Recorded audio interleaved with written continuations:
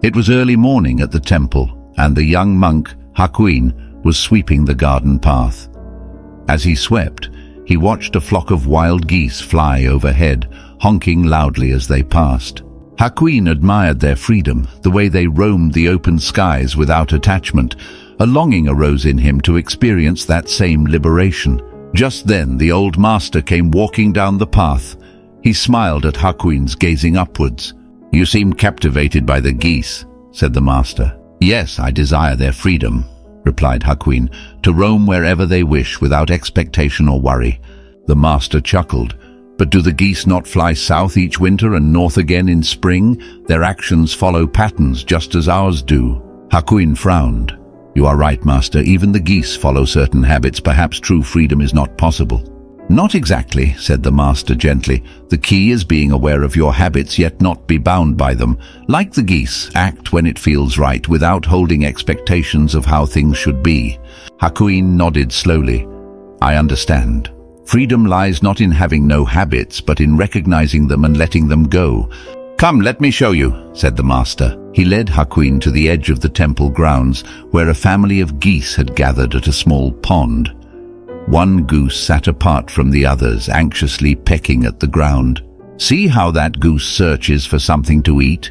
He is attached to the idea that food should be here, yet the other geese swim freely without expectation," said the master. Just then, the lone goose spotted a piece of bread tossed by a monk. He scrambled after it aggressively, honking loudly to scare the other geese away. The master shook his head. Now his actions are ruled by desire. He is attached to an idea of how things should unfold.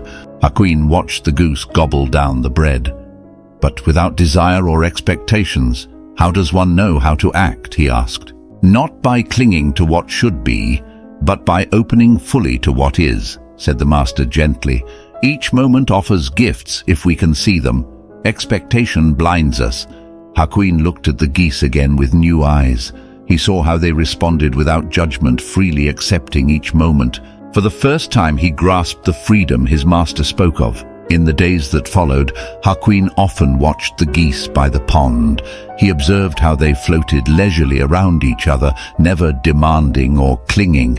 When bread was tossed, some geese went after it, while others did not. Both were fine. When restless thoughts and expectations crept into Hakuin's mind, he would return to the geese.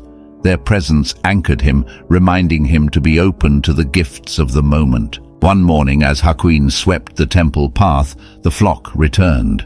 This time their honking cried of alarm. A great storm was coming. The geese took flight, urgently heading south earlier than usual, but they did not resist the winds. They rode them, adapting without struggle. Hakuin realized the geese did not judge or fight the storm. They accepted what was arising while acting from wisdom. As rain began falling, the old master again joined Hakuin. Smiling, he tilted his face upwards, letting the raindrops land on him. "Do not seek to control the sky," said the master. "Be like the geese. Accept what is here. Act with compassion. Flow with the seasons. This is freedom." Hakuin bowed deeply, his heart opening. He had finally understood. Years passed, and Hakuin became a Zen master himself. One day, a young monk approached him.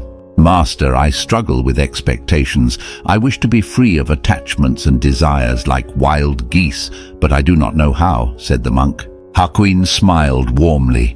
He brought the monk to the pond, now also familiar to this new generation of students. The geese still gathered there, swimming peacefully. "Being free of expectation does not mean having no preferences or urges," said Hakuin. "The geese follow their nature as you must honor yours.